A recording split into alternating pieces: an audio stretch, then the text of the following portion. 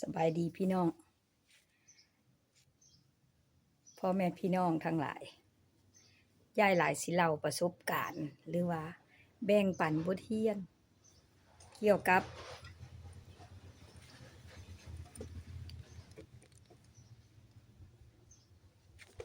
วิชาเกษตรหรือว่าเกษตรกรรมน้อยเล็กน้อยพอเพียงพออันนี้น่ะตามบทเรียนตัวจริงของยายหลายเด้อเพราะว่ายายได้ถอดถอนสรุปบทเรียนมาหลายจากหลายประสบการณ์เฮาบ่มีดินหรือว่าดินเฮาแคบเฮาหอมถ้าว่าเฮามักจิตใจเฮามักสามารถเฮ็ดเกษตรเพียงพอหรือว่าพอเพียงได้เกษตรปลอดอินทรีย์หรือว่าเกษตรครอบครัวบ่แม่นเกษตรธุรกิจเด้กสิกรรมธุรกิจเด้เกษตรครอบครัวเล็กน้อยหั้นนะได้ยายหลายมาเอาบทเรียนมาให้ฟังถ้าว่าผู้ใดมักว่าคลิปนี้มีสาระดีมีประโยชน์ก็กดไลค์กดแชร์กดติดตามยายต่อไปเนาะเกี่ยวกับการปลูกฝังบ่ได้ถึงว่ามีดินเป็นเฮกตาร์มีดินหลายไร่มีเท่านั้นไร่มีเท่านี้ตามแมตรบ่ได้พี่น้องบ่ท่าถึงปานนั้นคือกันกับว่าอันช่วยคนแหละถ้าเฮารวยจังช่วยน่ะบ่มีโอกาสช่วยถ้าเฮาบ่ลงมือตัวจริงอันนี้คือกันถ้าเฮาลงมือตัวจริงหั้นนะบทเรียนอยู่กับตัวจริงดินน่ะแคบบ่มีดินคือยายนี่น่ะบ่แม่นดินสวนใดดินเรือนอยู่คู่มือนี่แหละบ้านเรือนนี่แหละแต่ว่าเรือนน่ะมันมีหัวมีห้าวคักแน่เนาะบ่ให้ตัวแบ้หรือว่าสัตว์สาภายนอกเข้ามารบกวนฮาวีมากินมาทำลายแต่ศัตรูพืชของพวกหอยพวกอันนี้น่ะหลีกบ่ได้มันเกิดเองธรรมชาติมันคันอันสัตว์เลี้ยงหั้นนะคือว่างัวบ่แบ้บ่จั่งซี้เฮาเฮ็ดหัวแล้วมันเข้าบ่ได้และสัตว์เลี้ยงพวกเป็ดไก่เฮาก็บ่ได้เลี้ยงคือยายนี่บ่ได้เลี้ยงแต่กี้ยายเลี้ยงไก่นำถ้าเลี้ยงไก่นำนั่นขายผักผัดซื้ออาหารมาให้ไก่กินก็ถือว่าเลี้ยงอันซื้อทั้งให้ไก่ซื้อทั้งให้คนและเฮ็ดให้ชีวิตการเป็นอยู่น่ะก็บางเดือนก็พอกินบางเดือนก็บ่พอกินเกี่ยวกับการขายผักนี่ได้เพราะว่าคนเดียวเด้ออันนี้เว้าเรื่องครอบครัวน้อยๆจำนวนคนน้อยถ้าว่าจำนวนคนหลายคนหลายนี่ก็มันก็สิเป็นไปบ่ได้เนาะอันนี้เว้าถอดถอนสำหรับผู้จำนวนคนน้อยอยู่ในเรือนคือยายนี่หั้นปลูกผัก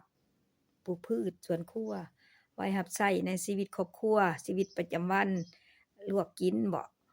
สุบกินบ่แกงกินนึ่งกินแล้วแต่ความมักของเฮาแต่ว่าต้องได้เฮ็ดหลายชนิดผสมผสานกันได้บ่เอาชนิดเดียวถ้าเอาชนิดเดียวเว้าใส่เฮาผู้กินเฮาก็บ่อยากหั้นนะเบื่ออิ่มว่าซั่นซะ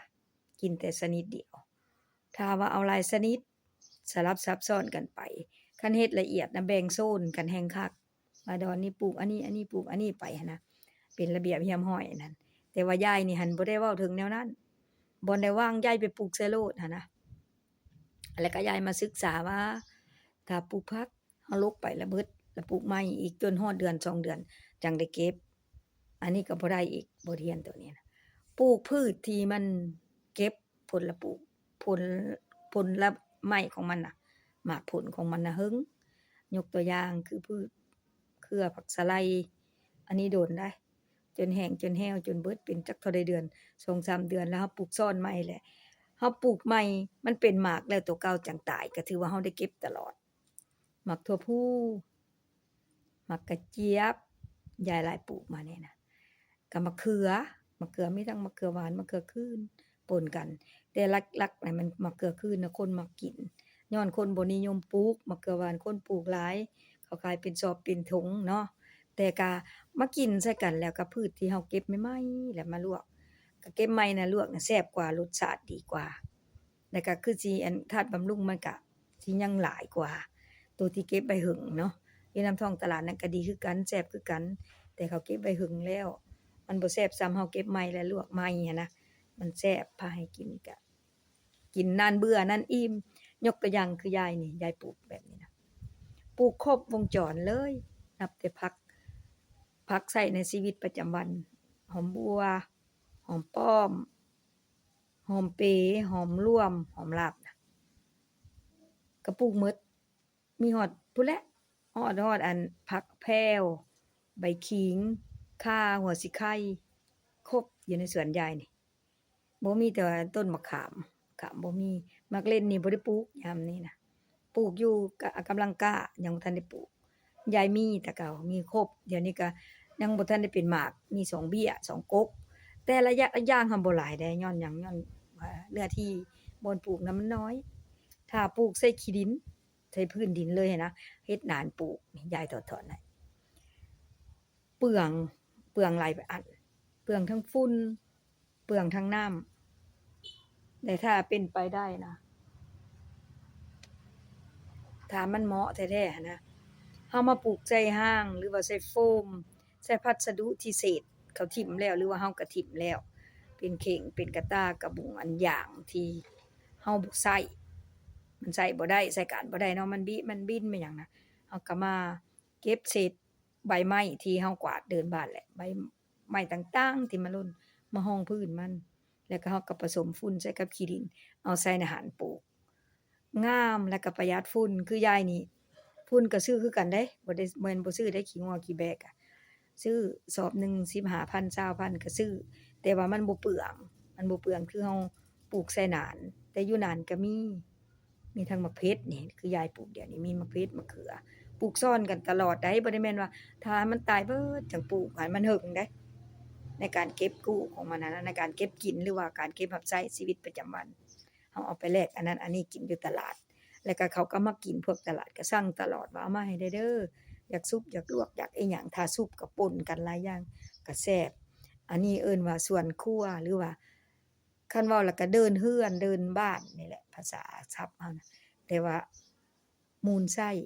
เข้าชีวิตประจำวันแล้วก็บ่ได้ไปไกลแล้วก็ตามเหือแห้งของคนวัยอายุสูงอายุว่าซั่นซะวัยสูงอายุคือยายหลายนี่อายุนี่หลายแล้วได้แต่บ่ฝากธนาคารนี่อยู่กับที่มื้อเช้ามื้อแลงเฮาคอยบำบัดรักษารกหญ้าบ่ใส่ฝุ่นบ่จี้มยุงพรวนดินแล้วก็รดมันแดดออกแดดร้อนแล้วเฮาก็พักผ่อนตามอัธยาศัยหรือว่าไปหั้นไปนี่มื้อใดมีเวียกไปก็ไปมาแล้วเฮาก็ตอนค่ำมาเฮามาฮอดตอนใดเฮาก็เฮ็ดยามนั้นยามแดดอ่อนที่เหมาะกับเฮาเองแดดที่บ่กล้าแรงเฮาแข้งได้เฮาเฮ็ดได้ถ้าเมื่อยเฮาก็พักผ่อน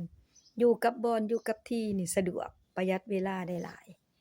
แล้วบัดนี้บัดรดบัดนี้เวลารดก็บ่ได้หาบคือแต่คราวยังน้อยจังน้อยนี่ตักน้ำอยู่สร้างบ่ตักน้ำอยู่ห้วยบ่หาบใส่คุมารดเดี๋ยวนี้บ่ได้ยากจับท่อยางหั้นแหละเอิ้นตุโยบ่เสียบใส่ก๊อกน้ำก็อยู่เรือนยายนี่แม่นน้ำบาดาลทั่งเอาบาดาลจ้างเขาเจ้าทั่งแต่โดนแล้วแหละบ่ได้แห้งจักเทื่อเดะเปิดเสียบไฟฟ้าแล้วก็มันรดมันสะดวกหลายอย่างปัจจัยแล้วบัดนี้ผลปลูกของผลเก็บกู้ผลไม้ผลปลูกก็ได้หึง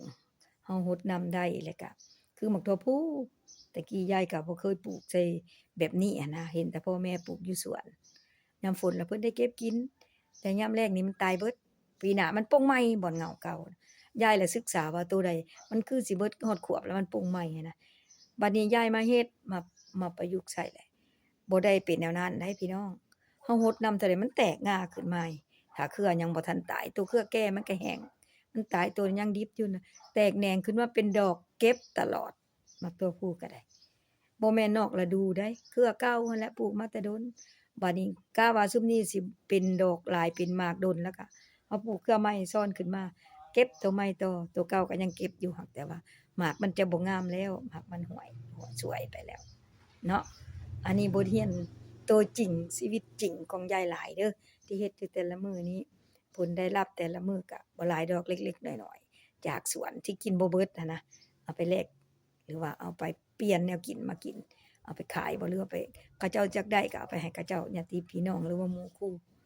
ได้กินแต่อันอื่นอยากซีนก็ได้ซีนจากป่าก็ได้ป่าเปลี่ยนกันเอามากินได้ถ้าว่าคลิปนี้ดีมีประโยชน์แล้วก็ฝากแต่ละคนกดไลค์กดแชร์กดคอมเมนต์ติดตามหรือว่าอยากถอดถอนบทเรียนตัวใดก็ถามได้หรือว่าติดตามอันนั้นคอมเมนต์มาได้เด้อเอามีเท่านี้ก่อนมื้อหน้ายายสิเว้าให้ฟังใหม่ขอขอบใจ